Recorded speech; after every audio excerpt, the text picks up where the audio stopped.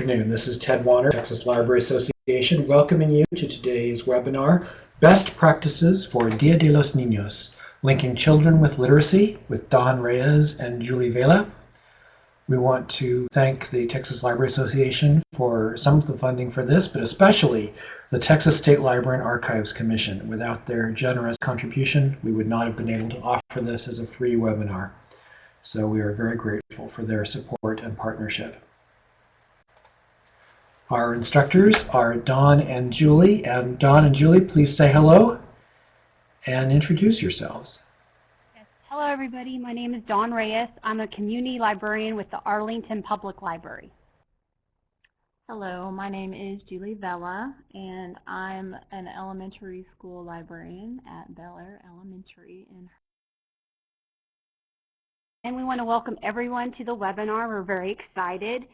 So today we're going to just cover a few topics on how to plan and present a DIA program.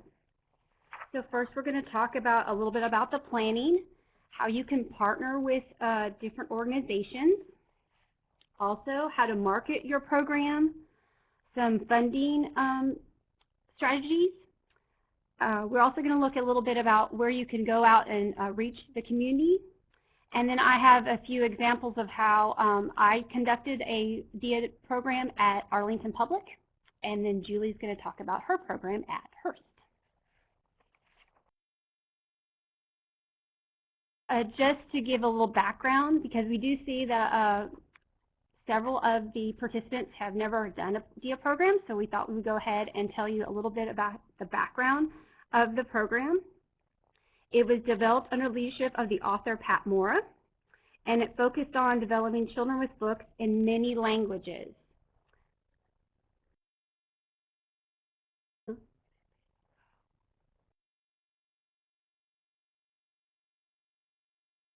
And it is supported by the Association for Library Services to Children, a division of American Library Association, ALA, Reforma, and the ALA affiliation that provides libraries and information services to Latinos and Spanish-speaking communities. And actually, I had a little story of a librarian that worked here with me in Arlington. Yvonne Kiefer actually grew up in Mexico, and she has vivid memories of a Child's Day that her school did when she was in first grade. And that was about like 20 years ago, but she still has these very vivid memories of this special day where the kids just could be a kid, and that somebody at the school brought toys and each child got one, and they also had dancers and arts and crafts and books, and was just such a strong positive experience. And so that's why we wanted to share that with children in Arlington. Now Julie's going to just talk a little bit about how you could celebrate DIA. So DIA today and every day of the year celebrate reading children and families. The celebration actually culminates on April the 30th, but that does not mean that you have to have your program on. You can pick your date, celebrate any day that's good for you. We just want to emphasize the importance of advocating literacy for children of all linguistic and cultural backgrounds.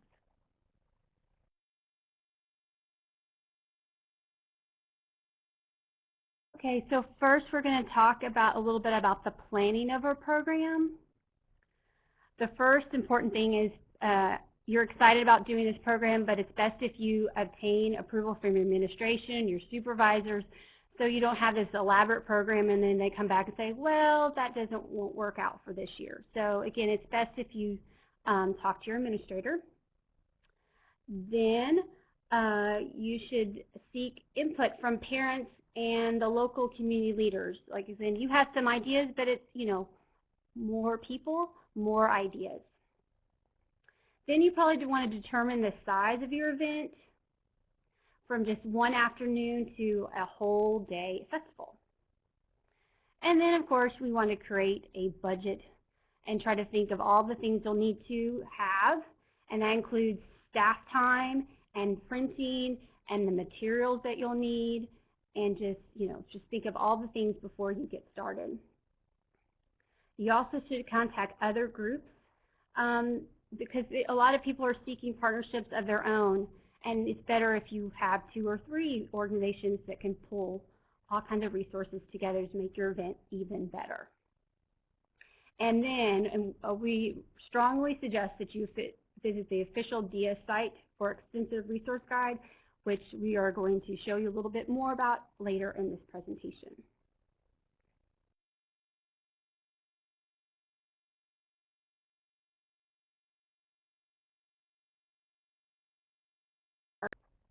Schools, call clubs like LULAC, League of United Latin American Citizens, dance groups, local businesses, nonprofit organizations, parents, many different ways to partner with people. And if you're in a school setting, the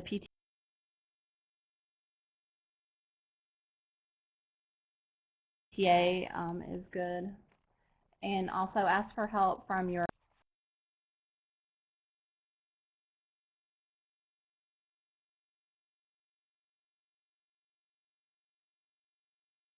So again, now I'm going to talk a little bit about the marketing and publicity. One, the best marketing is word of mouth, and you can do that by the volunteers that are going to be helping with your programs, the families that come into the library. You know, just get them excited, and I know that they'll share your ideas.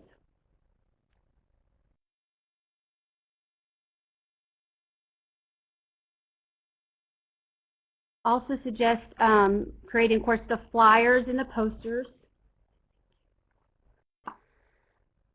And now that we're in the digital age, you know, if you have a website, it's good to announce it on their website. And especially if you do the social media, to post it on Facebook and Twitter. And if you have an opportunity to have like a cable television spot, that would be great too. It just depends on what works best with your facility.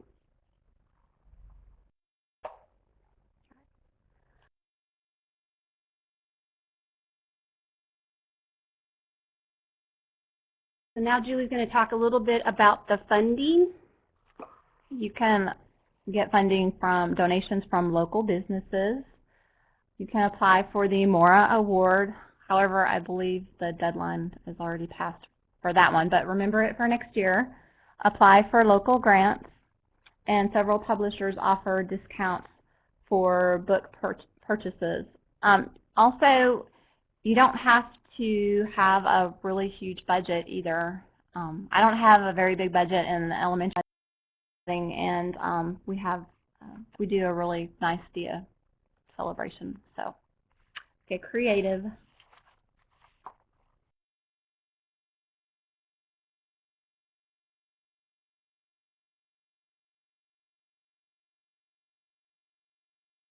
So now just a little bit about the outreach. Again, this will, whatever works for your facility, not all the items I talk about will happen in 1 year. We have actually slowly reached out to our community here in Arlington.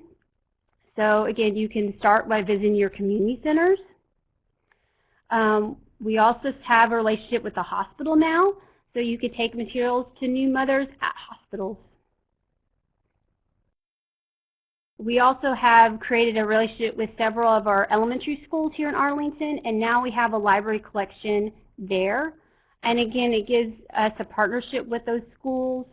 We get to meet some people that we wouldn't meet otherwise.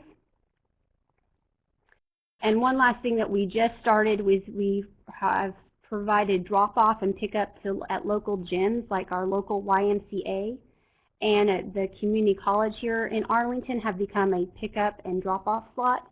Again, this is going to probably be several years in the making, but you know, try new things, and you'll get to meet all these new people that you never get to see because they wouldn't be able to come into the doors of the library.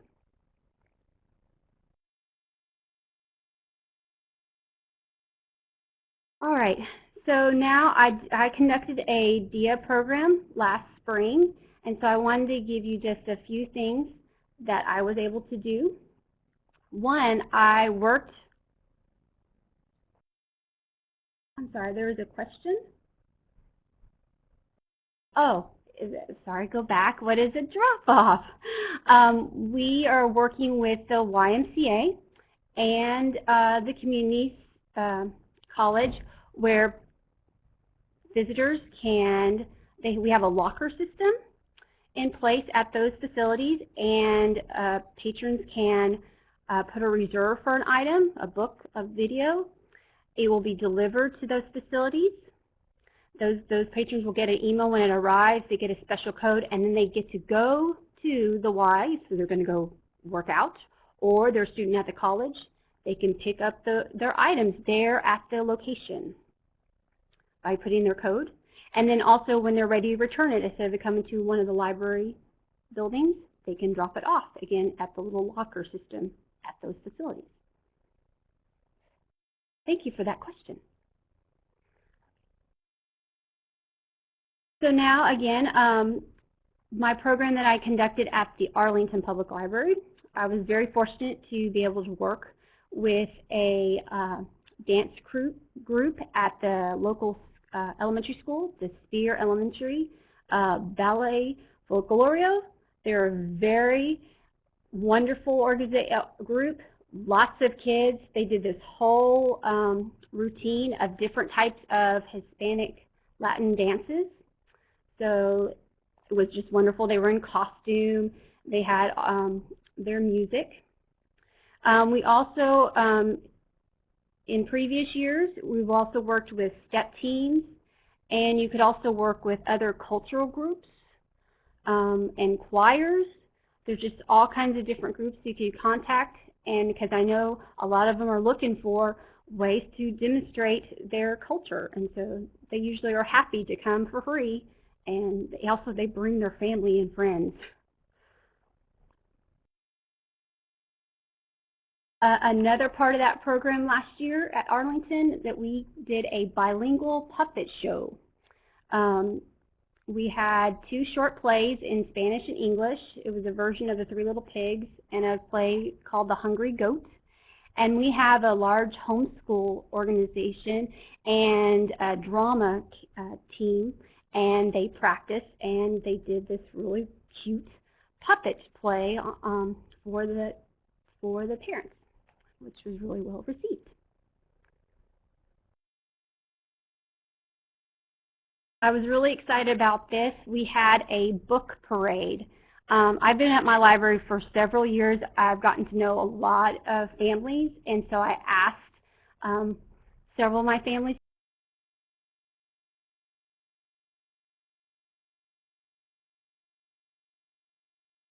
to come, and with mom and dad and the kids, and bring, or I like, you know, the princess book and a little bit why, and then we paraded around the whole audience to just parade around with the music we had. It was a really exciting parade. We also had crafts, which I got most of them from the DIA website. Again, we'll show that in a little bit. And we're very fortunate to get a donation of books. So again, it's away at this program.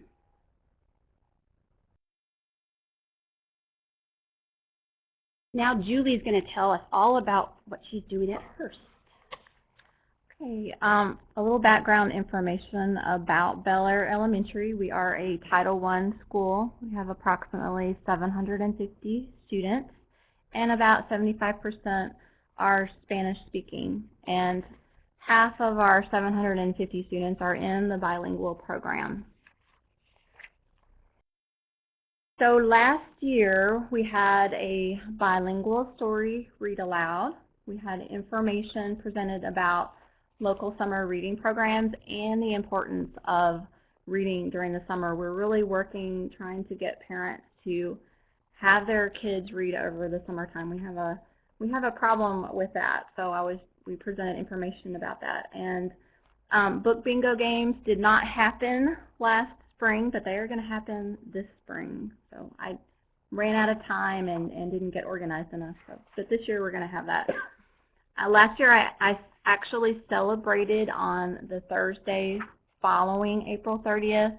We had a PTA meeting that night, and the 4th grade was performing. They were doing a musical performance, so I was thinking built-in audience, yay. So I tried that out.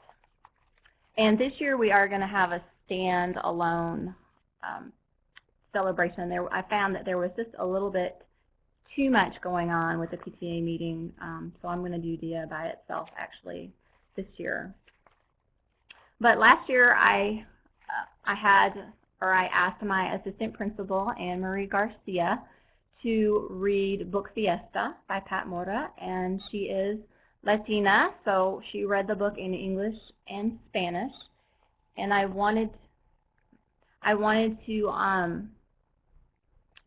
hold their attention, and so I was trying to think of ways to present it where it would hold their attention and not just have a person on the cafeteria stage holding the book and reading it. So I used Photo Story 3 to present the book, and Anne Marie's voice, we recorded it using Photo Story. And then I dropped that into a PowerPoint presentation. So we had the reading first, and then afterwards in the PowerPoint I had information about the importance of summer reading and about some of the programs for summer reading at the local libraries and Barnes & Noble. The last thing that I did, I invited our librarian from the Hearst Public Library to present in person summer reading information, to invite the parents and the students to come and participate in that. And the next slide is just showing one of the slides. Did we get that slide in there? Okay, we didn't get that slide. That's okay. I had included a slide just to show that for my patrons, I like to be very visual because a lot of our parents don't speak English.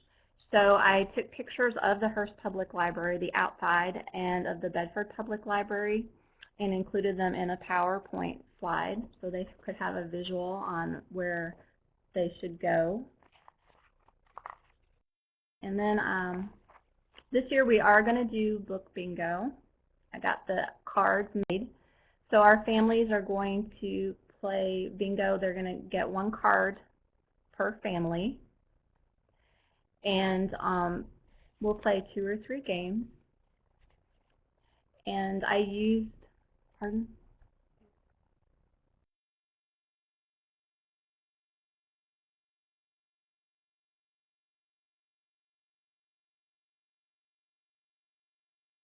Let's see. We're going to use, one more thing for the bingo, we're going to use books. I have a Scholastic book fair the following week, so they're going to win like a voucher to pick out free books from the book fair. So they're always very excited about that. So my advice to elementary school librarians, or anybody really, is to start small. It doesn't have to be a huge production if you've never done it before. And ask for help. PTA, parents. I hesitate to ask the classroom teachers because they're really overworked. So I ask the fine arts teachers for help. And take photos that will help you advertise for your next year, which I forgot last year, so I have no photos from last year. And then evaluate your program as soon as possible and write down your improvements so that you can improve the next year, your ideas and your thoughts.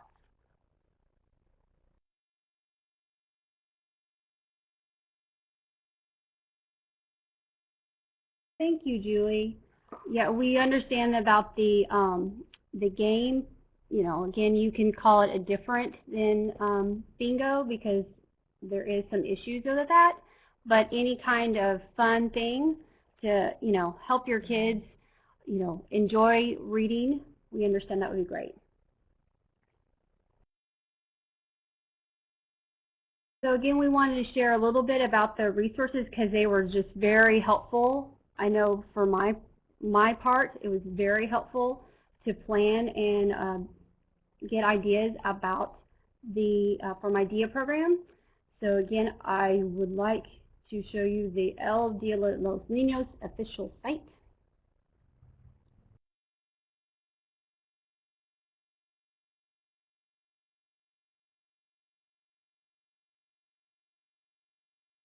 It just is just chock full with all kinds of information. They updated it, I believe, last year.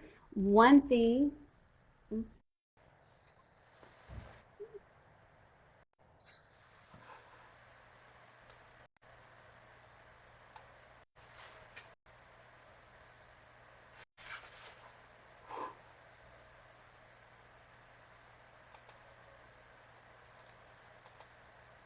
So again, it gives you resources. It gives you all kinds of crafts. I really like the planning section because it says if you have 6 months to plan the program, or 8 months, or a year, so you can really see how you can what you need to do, and kind of gives you a step-by-step. Also gives you 3 different ways you can do, like an afternoon program, or you can do a larger event all the way up to a whole day festival. And again, it gives you steps on what you need to do if you want to do that type of program. I thought it was very, very informative.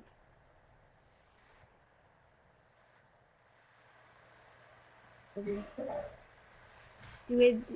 sorry, Ted, do We I didn't need stay to on that the website. link? It was interfering with the bandwidth.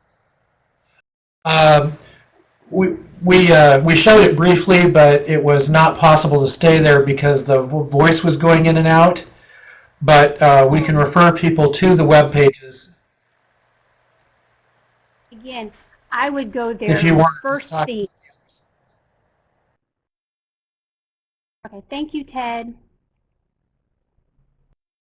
Again, I would go there first thing just to get all kinds of ideas and guidance on doing your DIA program, and again, registry for the free goodies.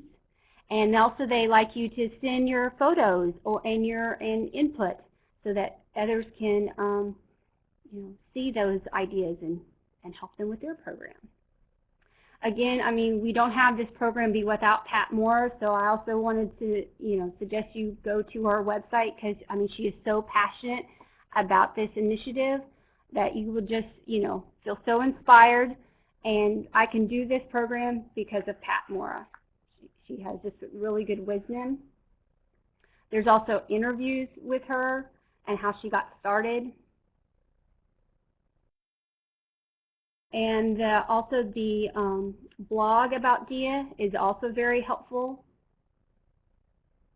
So again, those resources I think will just help you tremendously when planning your event. So I didn't know if you had any specific questions for us, because we really appreciate your time. And also any other ideas, because we're always looking, I love being a librarian because we always work together to get ideas about this program.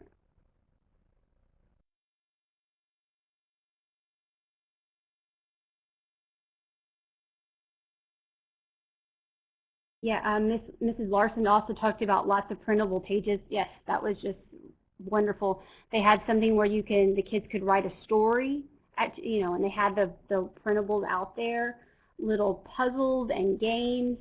It was just so helpful.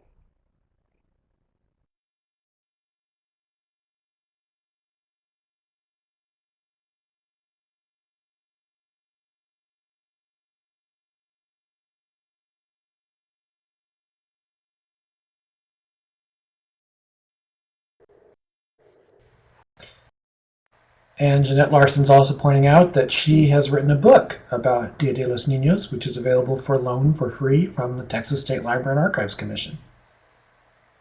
I know. I'm very excited about having Mrs. Larson be here at the webinar today. Thank you so much.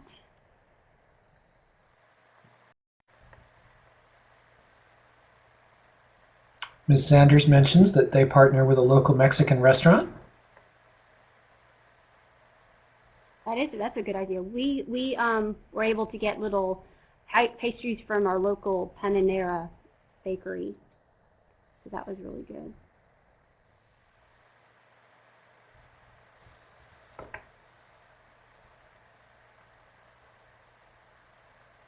And a question about puppet shows.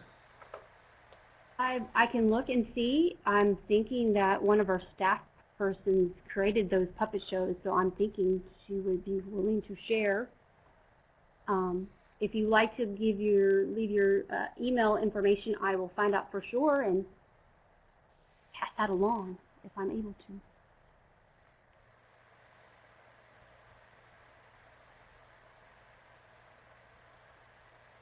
Thank you.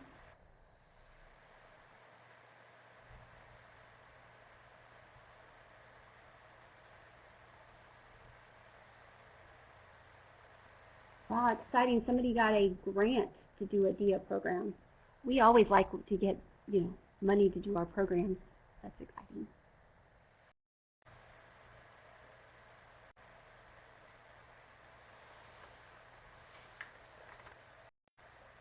And a note on mariachi bands, that some high schools have mariachi bands that will perform.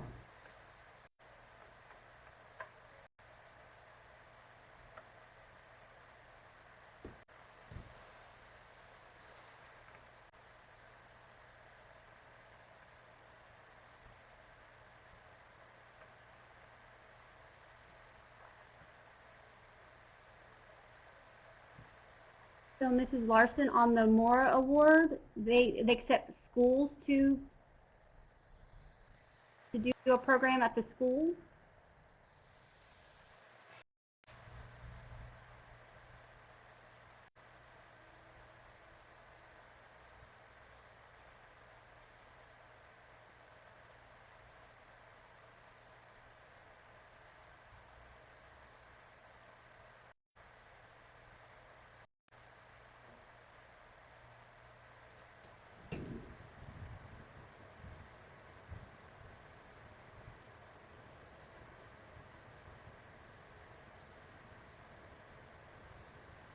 Well, again, I really appreciate all your ideas, and again, we're very happy to be here.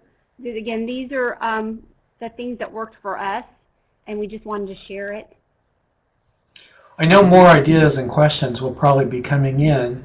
Don and Julie, how did you evaluate your programs? Did you have a questionnaire or a survey asking the participants I actually had a questionnaire, how much they liked it or what they got out of it? Evaluation about, what do you think about Or maybe the program? how many books were read? Yes, we did. And a large majority, of course, said, we loved it. I did have something I thought about. I had the dance group come at the beginning, which was great. I mean, they were just wonderful, and they brought lots of participants.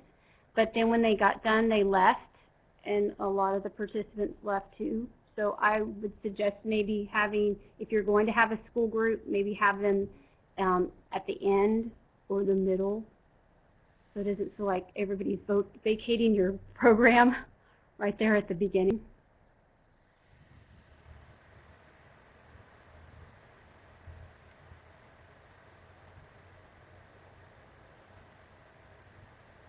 And we are going to be, Arlington Public is connecting this program again.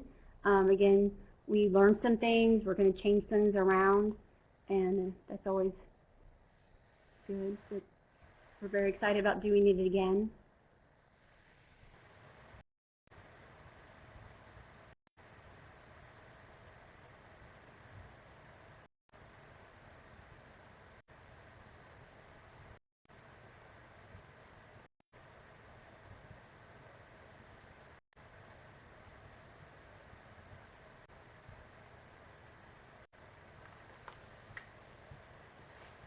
Lots of great information about Reforma from Jeanette Larson there.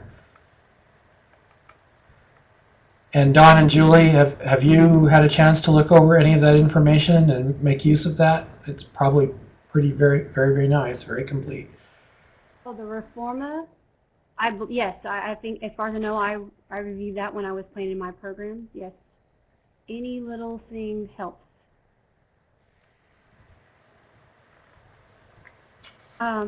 We have a question about what resources are available for free books. And I believe Scholastic, I mean, there's guidelines, but I believe the Scholastic website will give some free books. You know, there's some guidelines. We were very fortunate that we have a local nonprofit organization that gives out small grants.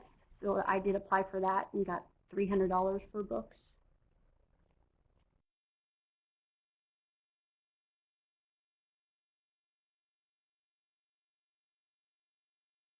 I can look at more resources and send it to you, since I don't have a complete list at this time.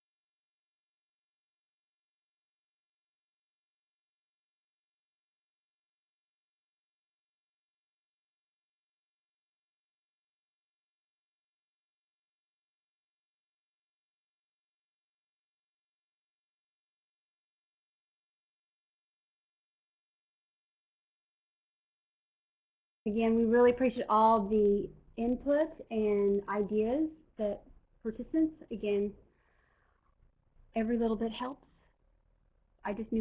We just knew a small portion, so we really appreciate all your input. So Ms. Larson asked how the community responded to the program.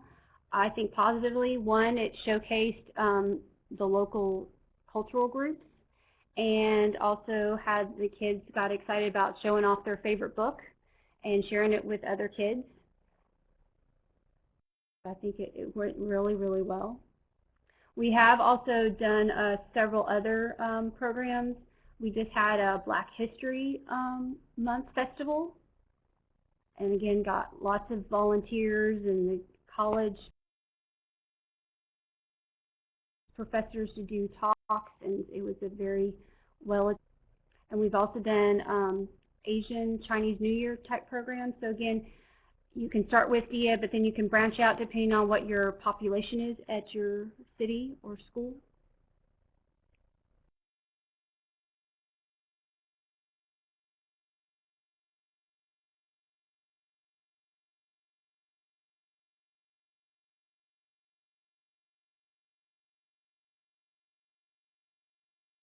Oh, I like this idea about we're going to have bilingual classes do choral reading, entertain the parents. That sounds like fun.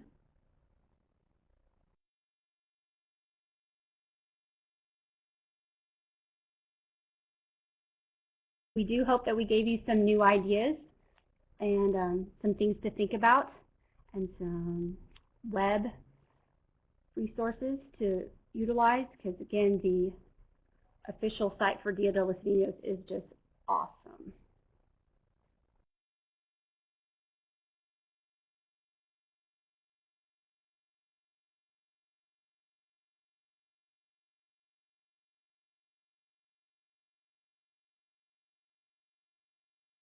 I also want to thank Ted Warner for giving us the opportunity to share this information. Thank you so much.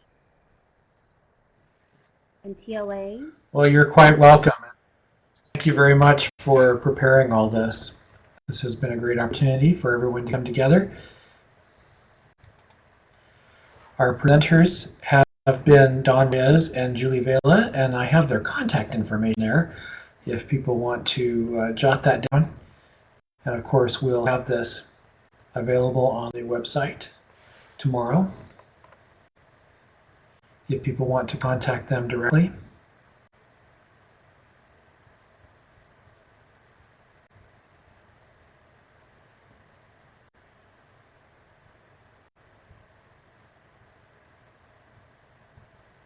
And it sounds like this information will go to very good use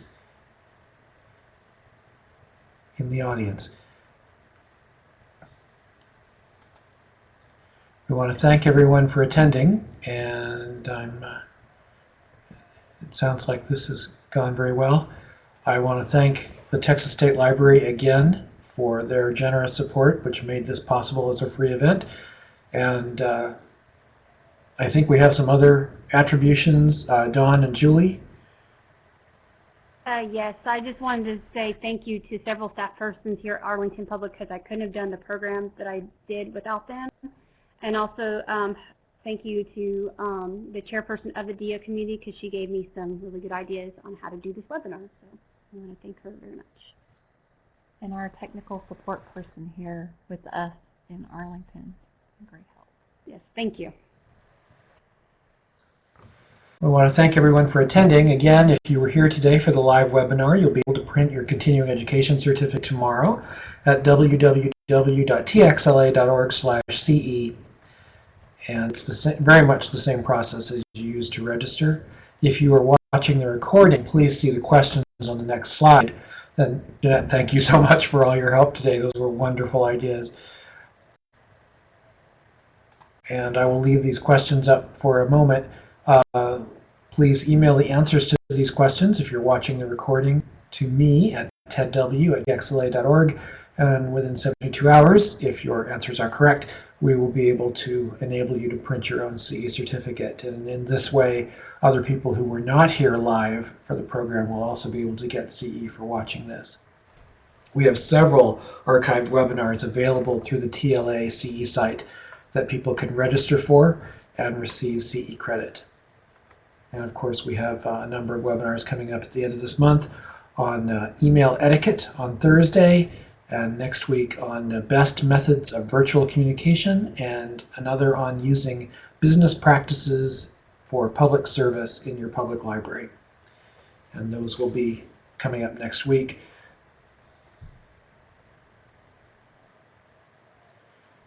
We want to thank everyone for coming today, and we look forward to seeing you at future webinars.